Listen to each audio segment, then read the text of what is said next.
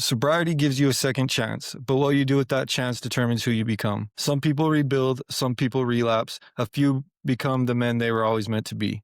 Today's conversation is about transformation through consistency, love, and leadership, and how the man you're becoming is built one small decision at a time. Welcome back to the Clean Life Cast, where healing becomes a movement. I'm your host, Mason Anderson. I'm with my co-host, Daniel Tapusoa. Today, we're joined by someone who's been walking this path right alongside us, my good friend, Cameron Noyes. From treatment days to real life, Cam has shown up with integrity, faith, and consistency. Now he steps into a marriage, fatherhood, and leadership. His life is proof that recovery isn't just about getting clean, it's about becoming whole. This episode is for every man and woman working to become the person they know that they can be: strong, loving, grounded, and full of purpose. I'm just super grateful that we could be here. Cam, Yeah. this is like an honor to me to have you here Too, bro. I'm so excited to be here with we went through treatment together, me and you, and then Daniel was there from day one, being line staff. So I'm super grateful to be here. That's what I was thinking about, like the days in the van going to church, talking about what we was gonna do, and then we made it happen. Yeah, that's what I was thinking. You're one of the people that everything you said you was gonna do so far, you're doing it or you're working on it, and that's hard to find. Locked in, brother. That's exactly when I was writing out the questions for today. I was thinking, like, me and you out of the crew, it's like we said what we were gonna do, and we made it happen. Yeah, I'm excited to be here too, because like I was working when both of you guys came through the program, and it was dope. Like I understand what Sharice says means when she says, "I'm grateful that I was allowed to be in the front lines watching the show." You know, like you guys are definite models of how to run a dope program. Everything you said in the introduction, like I believe that both to be true for both of you. Like so dope to watch. Got really close with both of you guys while you guys were in the house. And it was cool to watch you guys grow. Like the people that walked in was definitely not the same people that walked out. Yeah, for sure. Yeah. Sure. Even the day that I showed up, like Cam was about like a month and a half ahead of me. Yeah. And so even that short amount of time that I spent with you in that time, I saw you grow. Yeah, I saw you go from somebody that was like more not sure about what your future would hold to somebody that was so solid in what you were doing by the time you walked out those doors. It was crazy. Yeah, I'm not sure why that happened, but yeah, in residential, it was like my last couple weeks there when my growth really took I just got pumped up to leave, I guess, and started believing that I could do anything I wanted to, I guess. Love that, brother. And so like when you think back in like that before you had that transformation, what was it that you expected your life to look like? I didn't even know. I was still caught up in the past, like wondering, am I really not a piece of shit? Am I really capable of doing all these things that I want to? I didn't even have a dream yet, you know? When you first came in, which is still like a great part of my job, is watching people wander and not sure on where to step or which direction to take, and just be there and slowly gain confidence and belief and some hope, and then start choosing direction, you know? Yeah. That's how I felt about both of you guys. Well, I remember when you came in, you was just there. Yeah. And then you started figuring things out. And then all of a sudden you started smiling, and then you started participating. And then without even trying, you became a leader in your house, which was so dope to watch, you know? Yeah, somewhere along the way, I found like I wanted to help people. That's what I really found in Wasatch, is seeing the light turn on people. Yeah. Like my light turned on and I didn't even know it, but then I really found my light in seeing other people start figuring it out. And then I've just realized I wanted to help people. Still not sure what that looks like, but I know that's what I want to do, is help people. Yeah, I know that's what I do for work. And when I wanted to work for Wasatch, I didn't even know helping people was the thing I wanted to do. I just wanted to stay close to the community. But when I started working, that's where I truly found my passion, bro. Like just the helping, the service, and helping others, like, is the drive. That's the drive that keeps me going. Sure. Yeah. So how did your vision evolve? Like when you did start to have a light and seeing what you wanted to do with yourself, what kind of things were coming up for you? Just believing in myself, and then I don't know where the vision came from. I remember praying to God that if he would just give me one more chance, and if he'd give me a way to provide for myself, and then like now my family that I'm starting, that I wouldn't waste it. And I'll tell you what, be careful what you wish for. You said starting your family. Who you starting your family with? Shout out to Dee. Yeah. She plays a big role up at Wasatch now, being the rec therapist, and she loves it. But yeah, I just knew that I wanted a family and I wanted to be able to provide. And then, like, we got bigger plans in the works, but for right now, I just wanted to be able to provide for me and my family because I'd been such a piece of crap for so long, just freaking in and out of jail, couch surfing. For me, even for just right now, the vision is just supporting myself, not being a burden to anybody. And that's what I've been able to do for myself so far. Yeah, I'm watching your work ethic. It like everything you just said is like you're proof that it's working. Yeah. Like you went and got a job and now you're supporting yourself and your family, Yeah. and your kids. Yeah. Breezy and Savannah, shout out to them. Yeah, They shout out consider to you them. their dad, and you support all three of them like wholeheartedly. And it's so good to watch and see, like the man you became from the man you first stepped into Wasatch as, Yeah. And so you said starting a family. Cam is getting married this Saturday. What? Cam is getting married this Saturday. I bet that wasn't like in the plans when you first got to No, Wasatch, right? not at all. Well, me and Dude, I actually been broken up. She had enough love for me that, because me and her, we've always had a dream of starting a rehab together. Yeah. And we always talked about what it'd be like. And then, she took the first steps of deciding she wanted to change her life. And she went up to Wasatch, and I was actually sitting in jail, and I started getting these letters saying I found a place like we used to talk about. And then she ended up getting me in there. And Yeah. How was she supportive to you while you was in jail? just by showing me that there was a better way. Yeah. She started sending me in, like Todd's workbook. He's got that little workbook. Yeah. I remember reading that in jail, and like his story's touching and everything, but I remember just bawling my eyes out because I knew that this man was going to have such a profound meaning in my life. And I Yeah. hadn't even met him yet, Yeah. It was pretty dope. Like, huh? I still haven't even told Todd that story. Yeah. You can find out now. Yeah. So I was like falling in love and re-falling in love way like changed you as a man. It's definitely been helpful. Both of us going through treatment in Wasatch. Shout out to Wasatch, but Shout out. Yeah. but definitely going through Wasatch. Like when we both decided after she had about a year clean, I was about 8 months clean. We decided maybe we could try it again because it's still the girl that I loved the whole time. But now we're just had a deeper meaning for ourselves. We actually knew who each other was, but from day one, we always knew that we had to put our recovery first. That's been the biggest change. Let's go. Like I used to be so codependent, used to just follow around like a little lost puppy dog, But I feel like I came out of Wasatch my own man. I So love that's that, bro. what's been different, just figuring out who I was. That's super powerful, and it's something that you don't see often. Yeah. You don't see people go through the struggle together, break up, and then come back when they've found themselves, Yeah. and then actually come to where you're getting married, and you guys are actually in a really strong relationship, kids, and things are going well. Yeah. Yeah. Something I thank God for every day is that we found our way back to each other, And the path wasn't always smooth, No. right? No. Like, the thing about Cam and Dee's relationship is, when Cam was graduating residential, you couldn't come to our sober Yeah, I living. couldn't go to Wasatch just sober living, and that scared me honestly, but it made me stronger in the end. I sat down with Todd, and he said, "Well, what are you so scared of? Like wherever you go, your sobriety is going to go with you. It's how you work your program." And Yeah. I took that with me, and I ran with it for sure. Yeah. And you ended up at a different sober living Yeah, and a whole different IOP and day treatment, right? yeah. I went down to A&D is what it's called. Shout out to them. But I don't know. I don't want to talk crap on other recovery places, but people just aren't on the same level as Wasatch is. Like I got graduated really fast down there because I just went down there and started dropping Todd bombs. They pushed it right. You're Yeah. teaching us. You can go. That's funny. That's cool. That's So, funny.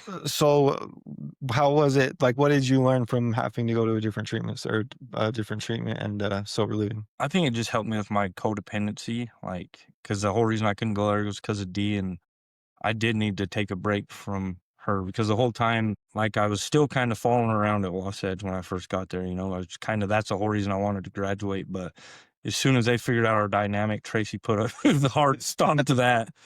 So it really gave me enough time to figure out who I was. You know what I'm saying? She backed off. She seen what I needed to go do, and that just made me all stronger in the end. Nice, bro. Yeah. So how do you? So you keep saying that finding out who you are. What do you think? What things did you find out about yourself? Like, who are you? That I could be solely dependent on myself and God, and just I always thought I needed somebody to hand something out to me, or I didn't realize I had it in myself. I was figuring out that I had all the strength that I needed on the inside. I just need to That's look dope. inside. I love that so much, bro. So how do you stay disciplined when nobody's watching or when you're just by yourself?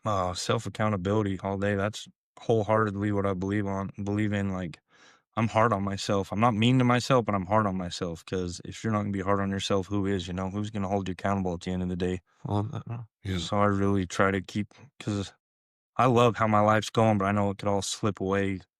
Yeah. One wrong decision, and it could all go away, and I'm not willing to give that up for anything. I love Yeah. that so much. And even though you didn't go towards sober living, you still was able to end up at a good sober living, build your own community, right? Yep, How for sure. how are those people, like, you got to build a circle outside of Wasa? Yeah, that's something you kept telling me after I went to. You're like, I'm kind of jealous because you get to go build a bigger community, and that's what it Yeah. turned out being. Is just to build a bigger community, and now it's all pulled together. It seems like. Yeah. That's one of the biggest blessings that I had about having to leave Wasatch when I did. It was Yeah. like it's expanded my network. It's put me in positions where I probably would have never had these opportunities because I wouldn't have been looking outside of our little circle. So it's Yeah. like that's kind of a blessing where you started out that way, Yeah. and then because you are still part of the community, it's just made you have more love, more people to love, and more people to love you. Yeah, I bring them around Wasatch. I bring the Wasatch people around them. Just, Yeah. You made your community you, right? Like, Yep. this quote goes, I will no longer be a product of my environment. My environment's going to be a product of me. And when, like, we went to Cam's sober living today, and they had a barbecue, and the environment that you guys created on your guys' own, your community, is so cool. Yeah, because that's sober living that I went to. It's not tied in with one entity. It's just people that's getting done, and they need a sober place Yeah. to live. So you're not there. You have a lot less accountability, but we hold each other accountable there. Yeah. And you got a lot more freedoms. But it just goes to show that, like, you're more ready for life, I Yeah. guess, if that makes sense. Yeah. What is something that you feel like you can do now that you never thought you could do before you got to treatment? Or Anything I want to. Yeah. I truly believe that. Like I said, we got some big plans. Me and Dee in the works. Me, her, and her cousin Ryan. We want to build our own rehab. Yeah. And I don't have a doubt in my mind that it won't happen. Yeah, cool. I Like, don't have a again, doubt in my mind either. I know yeah. that you guys will pull this together. Yeah, Yeah. Where's that at in the process?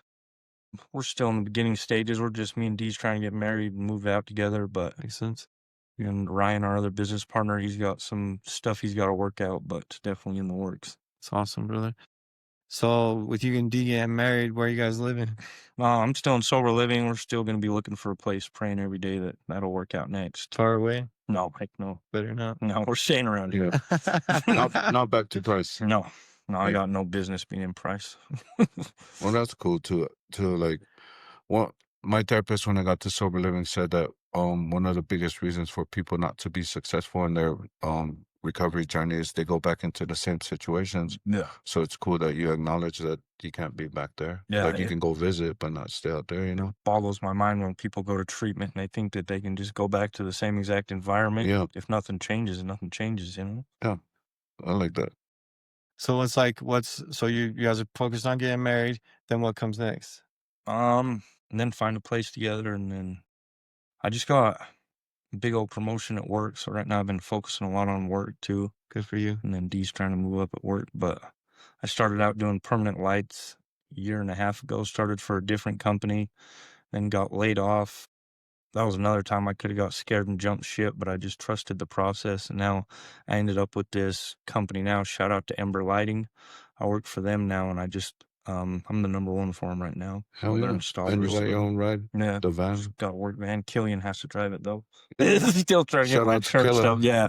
Shout out to Killa. That's my best man in the wedding. Oh, that's what's up. He's been huge. So you're originally from Price, born and raised Utah, from Yep. Price. Small town. And how was your childhood growing up? That's where all my trauma started Yeah. from a real young age. Like when I was 12 is when everything started going south. My mom and dad, they both struggle with addiction. And then my dad, he was always in and out of jail as long as I could remember. He was always my hero. Like I always looked past it, Yeah. but he was a bull rider. Always wanted to be like him, but he always had that addiction struggle. And I came home from school one day, and there was just something wrong with him. I couldn't tell what was wrong with him. I just thought that maybe he was messed up on drugs or alcohol again. So last words I ever said to him was, "Oh, you didn't go to work again today?" And went outside to play with my friends. And then about 10 minutes later, my brother came home from school and realized there was something really wrong with him. He was having a heart attack. And my brother called the ambulances, but they were passed away by the time he got there.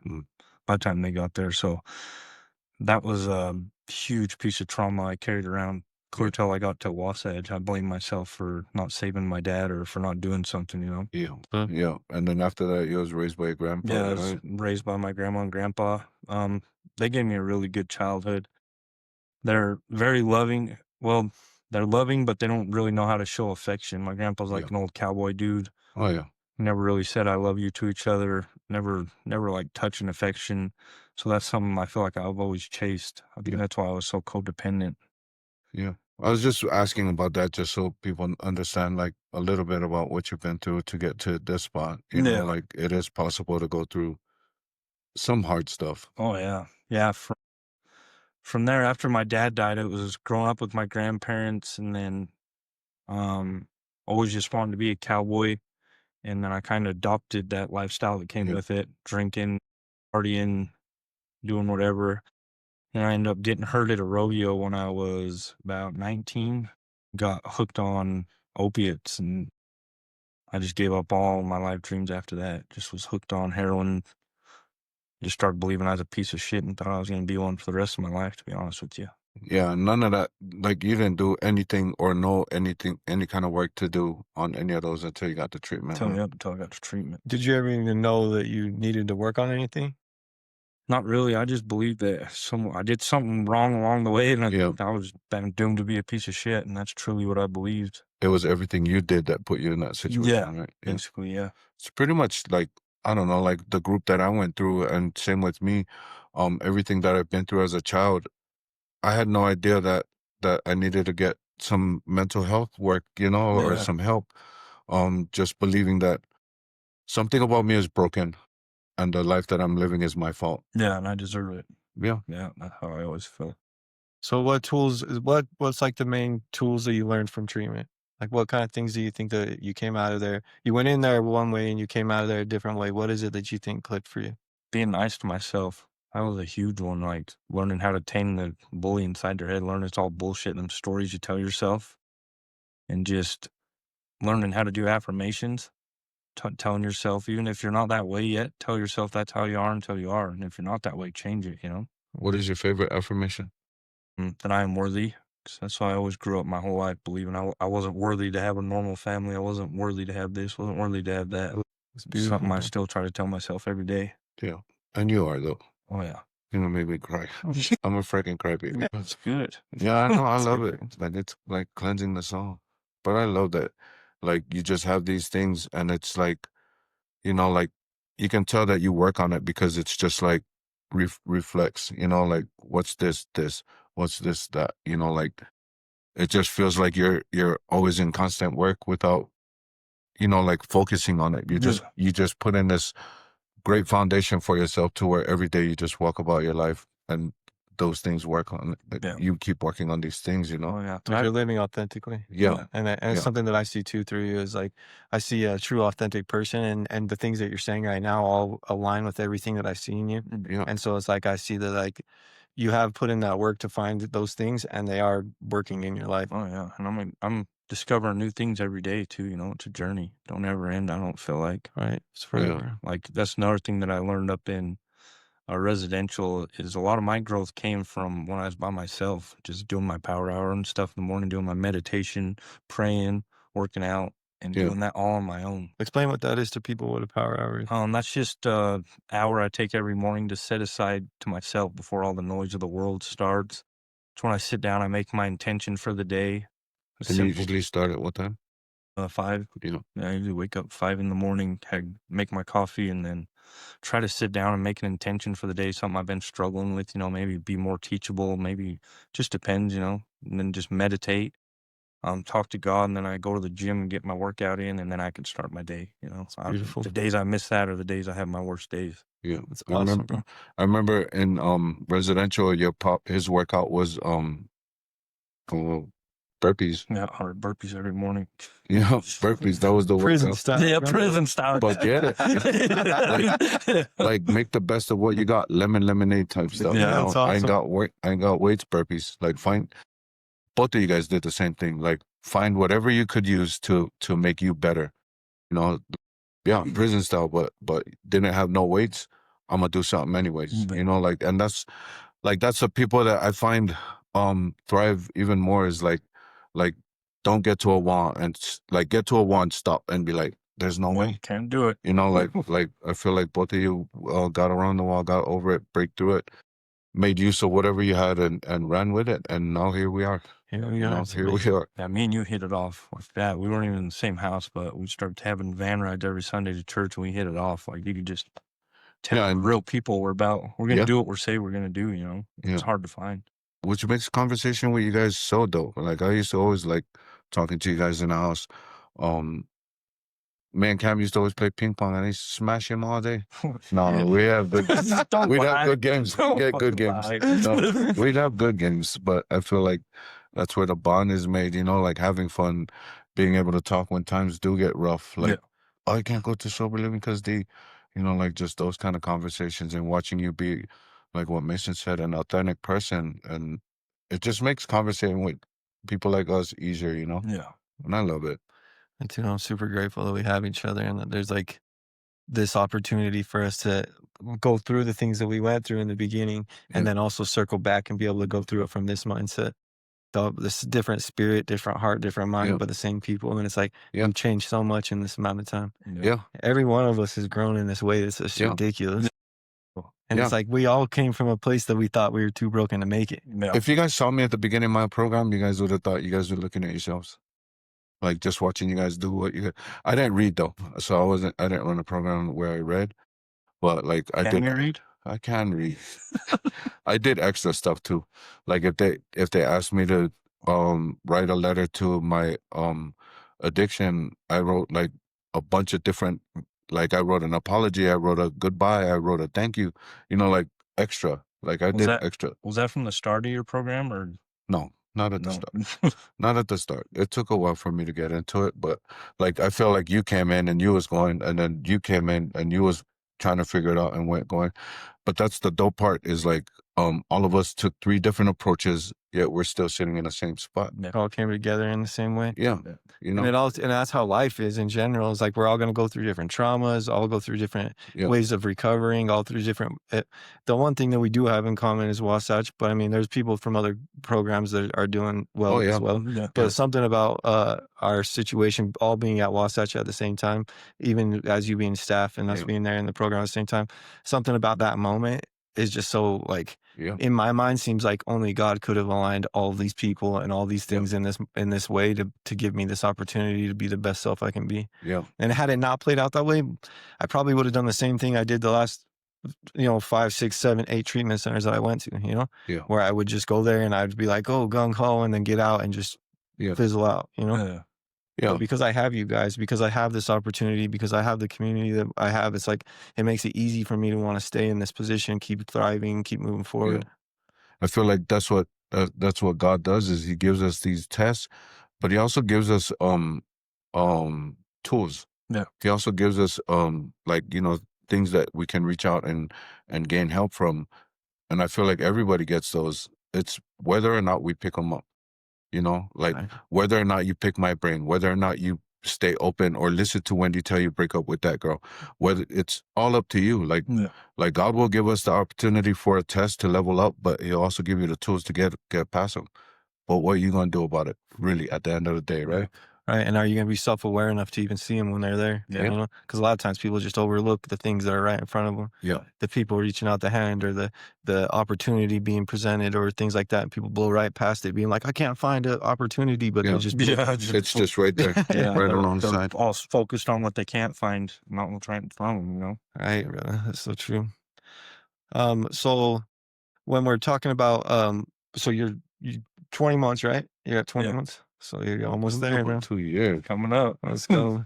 So what kind of things do you do to support your recovery besides work and your power? Probably just service, helping people. I love to reach out to people who's not as far along. getting outside of myself, however I can help people, mainly. Right. And you get involved in the community Yeah, in lots of involved in ways. the community.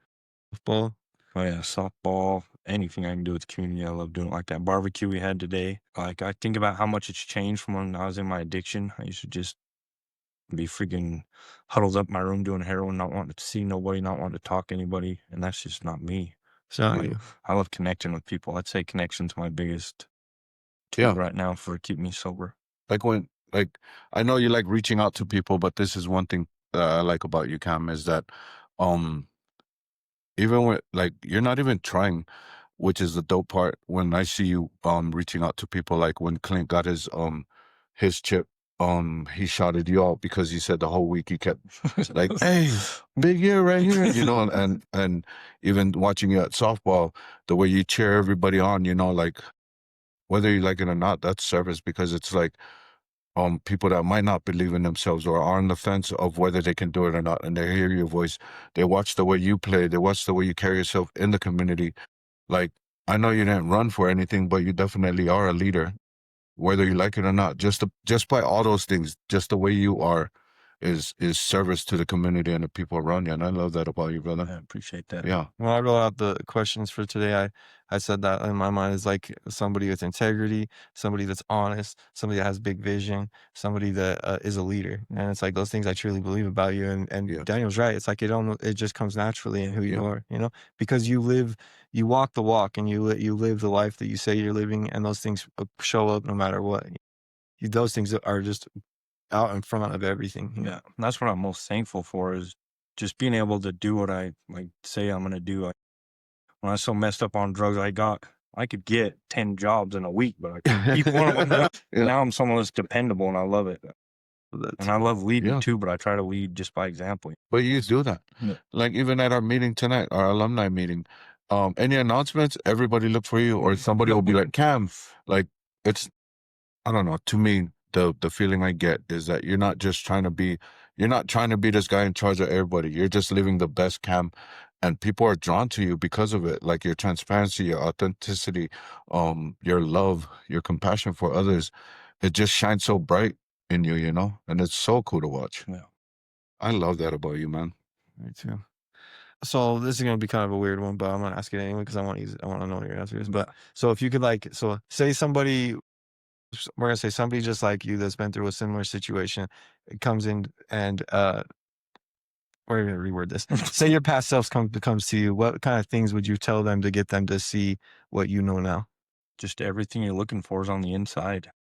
Let's go. Like I've been chasing so much external validation, and that's all garbage. That's all just noise, you know. Everything I needs love inside that. here, but you got to take the time to search your own soul. That's what people don't do, or they're too scared to do. I was too scared to do it for a long time, you know. Beautiful. You got to look inside, forgive yourself for your mess ups, and then just focus on the positive. And if you see something that you like about someone, you know how everyone says if you spot it, you got it, but they put a negative Yeah. twist on it. I always try to put a positive one. Like Yeah. if they're like Daniel, how loving he is. If I see that in him and I want it in myself, if you notice 'cause in you it, got you it. probably got it. Yeah. I like that. I love that. Because that Fire. when people say that they usually mean it towards a negative thing. Yeah. Spot it, you got it. Yeah. But I like Everyone's that looking positive for the vibe. positives, how we can bring each other up, you know. And that's another thing I tell my past self is just lift people up. There's no, Yeah. like I used to operate out of so much fear. After doing so much jail time, prison time, you get in that fight or flight, freaking, you got to be a badass or you're going to get all your stuff taken from you. But Yeah. nowadays, I operate out of love. I just want to lift everybody up, you know. It's beautiful. Bro. And if you're trying to do better, I'll help you. But if you're not about it, then I'm definitely for you. Yeah, for sure. That's I was awesome. like, but that's like crabs in a bucket. Like crabs in a bucket are like in our, I'm pretty sure all three of our past lives, like nobody was trying to lift anybody up. If anybody tried to get up, they'd pull them down. Yeah, for sure. Because they wasn't sure if the crowd that makes it out is gonna turn around and pull everybody else out, you know. Yeah. But I love that's something that you want to do. It's so my bad. I'm just getting all tongue twisted because I'm just super emotional right now. It's so cool. It's like watching. I'm not calling you my kid, but it's like watching somebody you knew as a kid grow up, and Yeah. it's so cool.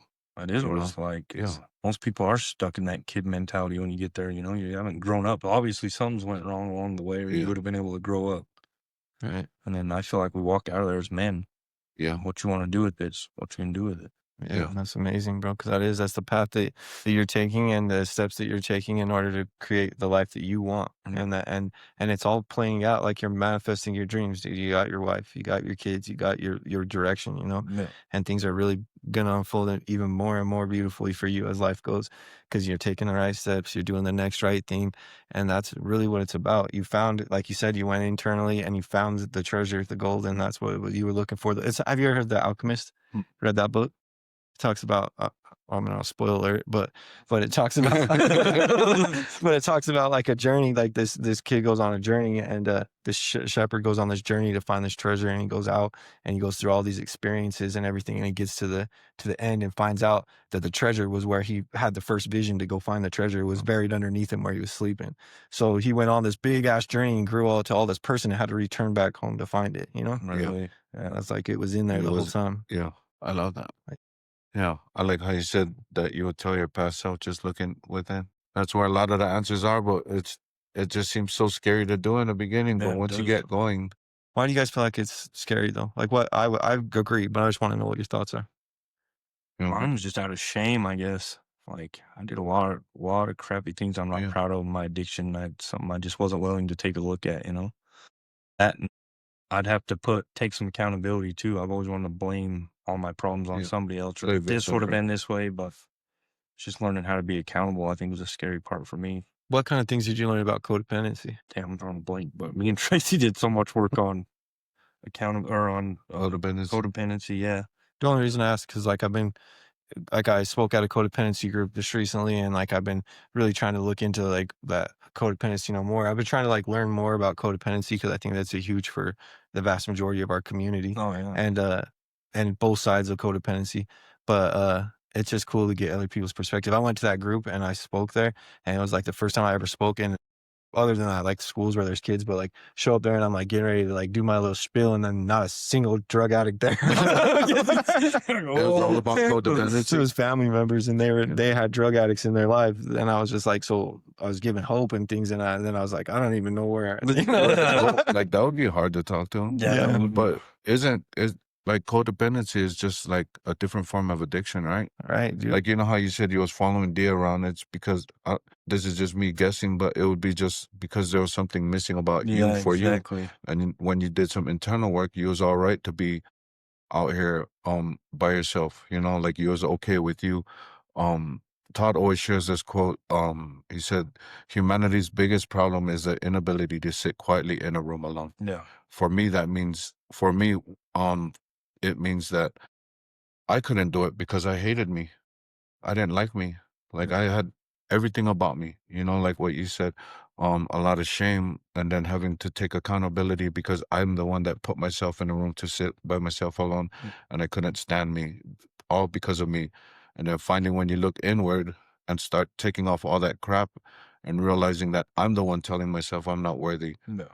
and realizing that I am, you know, like I can do it now. I can sit in a room alone and be by myself with my thoughts because I love the person who I became and who I am right now, you know? Oh, yeah. It's huge, bro. But I feel like that's what codependency is, a different form of addiction, you know? Oh, yeah, that makes sense. Now my mind's like split in two different directions, Sorry. but you're perfect. So, but I'm gonna go with this one. I think that I might have already talked about it before. I'm sure I have, because it was such a like huge inspiration to my recovery.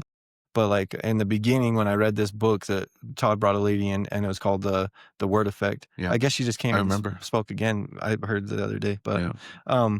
but the book was a word effect, and it talks about like how words matter and the things that you say to yourself matter. And then it just told me to like sit back and just jot down everything I think. Like if I think a thought, like, or if I think something negative or whatever, write it down. Yeah. And I started realizing like I'm writing down a lot of stuff, dude. I'm Yeah. like constantly judging myself. I'm constantly feeling not good enough. I'm constantly judging other people. I'm constantly just like in this state of like turmoil, and it's all negative constantly. And I was like, so she's like, don't even try to change it. Just write it down and become aware when you think these thoughts. So then every time I think a thought, like, I don't think I can do this, like, oh, I gotta write that down. So then Yeah. I'm like realizing like, holy cow. So that's probably why when you're sitting in a room by yourself, when you're in that pain moments, Yeah. it's like you're constantly just Oh, digging, Yeah. you know? Beating yourself Yeah. down. So what are like things that you did to battle those thoughts? Like, have you done any work against those? Like, I can't do it. And Oh, I changed it completely Yeah. because the next chapters came about, and I started like making sure that like I first caught the thoughts, and then I started realizing that like they can be changed because Yep. they're just thoughts. And so then I remember when I was reading that book, I called my mom and I said, I'm going to start making a habit of being happy, Yeah. because it's something that you can build. It's like you can build if you can build a negative, you can build the positive too. And so I think that that's something you've done too. Will. Yeah, that was my biggest step. Is that I don't think, like you said, if you're not aware, you didn't even know that you was having all them negative thoughts until you wrote it down. That was my first step, was being aware of it. Yeah, I think that's all Yeah. all pain, trauma, any type of work, all has to start with that self-awareness. It has Yeah. to start with just becoming aware that it's there. That's why I asked you that question earlier. Like, did you even know that you needed to make Yeah. changes? Because like that, when we're in that stuck state, it's almost like this is just who I am, Yeah. But then once you start realizing that like these are things that are who we've become, but it's not who we are, and it's Yeah. something that we can't change. And that's something that I've been really digging deep into lately. Is like you said earlier, like there's nothing that I can't do if I really want it, Yeah. There's nothing that I can't accomplish. There's nothing that I can't put the work in towards and figure out and build if I really want it. I was talking about that today with like I might start a band, bro. I mean, I'm doing a lot of things, but I'm thinking like in my mind, it keeps on coming up. Like maybe I'm gonna start a band, and somebody's like, well, what if that don't work out? I'm like, well, it will if I want it to. Yeah. Like she's like, well, you have people in mind or what? I'm like, not yet, but I'll manifest them. Like, as soon as you take that first step forward, bro, Yeah. doors just start opening. Yeah, Yeah. I'll find it if I want it. The dope thing about that is what if that don't work out? It will if I want it to, right? The what if it don't work out part is the walls that come up, and what we're gonna do with ourselves when we do face these walls. Yeah, turn Right? around or go home, or you're gonna find a way around it. Yeah. Like the mindset is really powerful. Going back to the word effect, the words that we tell ourselves, which is usually the negative stuff that we end up making a mask for ourselves, is self-inflicted wound. Yeah. Like we do that to ourselves. But I feel like that's where a lot of true work comes, is taking off what's fake and what's made up, and then finding ourselves underneath. Have you ever watched that movie Hook with Robin Williams? Oh yeah. Yeah, remember the part where Peter Pan, Robin Williams, Peter Pan, and then the black fat kid walks up to him. What? The little fat kid. Yeah. What? How do you want me to say? Yeah, they go. I'm dark too. Shit. Yeah. Okay. He walks up to him and he starts messing with his face, and he goes, "There you are, Peter." Oh Remember? yeah. Oh yeah. Yeah, that part. Oh yeah. Right? Like he didn't know he didn't really know. He thought he was really Peter Banning. Remember? Yeah. The movie Hook? Yeah. Hook? No? Look, I remember. Yeah, I remember. Yeah. Yeah, so true. He thought he was Peter Banning because he got lost in the world. Remember, he left Neverland. He got married to whatever, Wendy Darling, had kids. But then when he got back to Neverland to get his kids back, he forgot that he was actually Peter Pan. And then he had to have his community around him to help him find who he was. To remember. And then the kid was over there messing with his face. I don't want to say it again because you guys been clown on me. But he's messing with his face, and he goes, "There you are, Peter." And then he smiles, and the next thing you know, he can fly, and then he can crow, and he can do all the things that he really was. Like he needed somebody else to help him remember who he truly was. Yeah, I needed help to find my way here. You Me know, too. It's beautiful, bro. I think that's amazing. I love that actually, because if you really think about it, like the community aspect of what we have is why I stand taller today. Yeah. Because I have you guys to help reflect a mirror back to me of what it is what I need to work on, what it is I've been doing well, what it is that I want out of my life. Having these conversations, it just keeps me growing in this way that's really giving me a strong confidence in myself that I've never had in my life. Like I show up places differently, and I feel it. It's not like I don't have to fake it to make it now, because this is who I am, and I'm grateful for that. Yeah. Took off all the fake stuff, took off all the negative stuff, and this is who you are. Right? It came out, and you're like, man, Caterpillar, butterfly. yeah, it's beautiful. Yeah. I think that's like something that is probably the biggest piece. I say that a lot because there's a lot of huge pieces. Yeah. to this. That's the part, right? Yeah. Like everything's a big piece, or like my favorite thing, but like there's so much things I love about this whole process, and all of it has played a big part depending on what I'm going through at that time. Truly that. Yeah. You know what I mean? Like whatever it is I'm going through, that's the big piece. I'm so grateful for you guys, honestly. This whole thing, meeting you guys, I know I was working there, but I feel like you had to be there in order for me to be here. Right. Same with you. I feel like what you said about God putting us in places where we need to be for ourselves and for others is the perfect time for all of it. And it's just The only part I'd like to add is it's what you're gonna do about it when it happens. You know, Yeah. When it You know what I actually mean? comes down to crunch time, like, be what are ready you gonna for it. do? Yeah. When things get real, are you gonna give up, or are you gonna Yeah, what are you gonna Stay to do? the course, stay disciplined, and keep moving. Yeah, Yeah. because I've definitely had some trials along the way, but yeah, God's blessed me in so many different ways that now, like, sometimes I still get discouraged. I'm human, but for the most part, I know God's got a plan. yeah. Right. I Well, just take it as it comes. but when you get discouraged, what comes up? Like, what's different from you being discouraged now and then before? A lot of it's just looking back on my past blessings and just saying, remember when I thought that other thing was going to be a big old letdown and it turned out to be a bigger blessing? Yeah, Just like not being able to go to Wasatch, just sober living, or when I got laid off last year, I was scared shitless. yeah, When I got laid off last year, didn't know what to do. And then now I ended up with a way better company that treats me way better, and it just turned out to be a blessing. So yeah, I had to go down to Price and be a handyman for a few weeks and yeah. I make remember money that. under the table, but I made it work. Now life's way good because of it. It's Yeah, but amazing. stay the course, Yeah, trust the stay- yeah. process. And it all it'll work out. It's Right. just what we do when it's not working out. Who we are or on the is what we do when the dips Yeah, show are up. you going to look for solutions, or are you going to just Play look victim. for play victim and Yeah. say this ain't working out? There's always a solution. Right. No problems, just solutions. Yeah. All right, guys. Well, becoming the person that you're meant to be doesn't happen overnight. It's built choice by choice, day by day. Recovery gives us a chance to rebuild, but who we become is written in small moments of integrity, humility, and love. Thank you, brother, for being an example for what that looks Thanks for like. having me. I'm so glad that you came through, Yeah, and me I'm too. so glad that I have you as a brother, and I can't wait for the wedding. Wait till I'm Shout back out here D. in 5 years. Wait till I'm back in 5 years, see what I got going on. Oh no, I love you guys so much. Yeah. Thank you for having me here. Thanks for coming on, man. I've been Thanks for begging showing Mason up. to get on here. So Yeah, I'm super grateful that we did. Yeah. So everybody listening, remember, it's not just about staying sober. It's about becoming someone who others can look up to, someone who builds a life anchored in truth and love. And this Clean Life class where healing becomes a movement, because healing isn't just personal, it is a movement. Healing is a movement. If you guys like this episode, please like and subscribe and share it with somebody. Things are going really well, and I'm just grateful for the community. Something that I wanted to talk about is I just want to give a shout out to everybody that donated and supported for our outreach. That was unbelievable. And truly, every time I get done with service like that, like, I get this overwhelming feeling of, like, I can't even put it into words, but I'm going to say love, or I don't even know what it is, but it, like, literally just my eyes just leak out. It's like, I can't even, it's not even crying. I don't know what it is. It's just a feeling of just like true joy. And we ended up at the rescue mission yesterday. I got to go in and meet some of the people in there, and dude, it was just such a powerful experience. And I'm just so grateful that I live the life that I live, and that I have the people around me to help me push this mission forward. You guys are all amazing, and I'm super grateful for what we're building. Thank you guys, everybody, for tuning in. Like what Mason said, if you like it, share it with other people. If you are somebody struggling and need help, reach out on Messenger. Daniel Tapusoa, Mason Anderson, Cameron Noyes. Cameron Noyes. Let's go. Love you guys. Love you guys.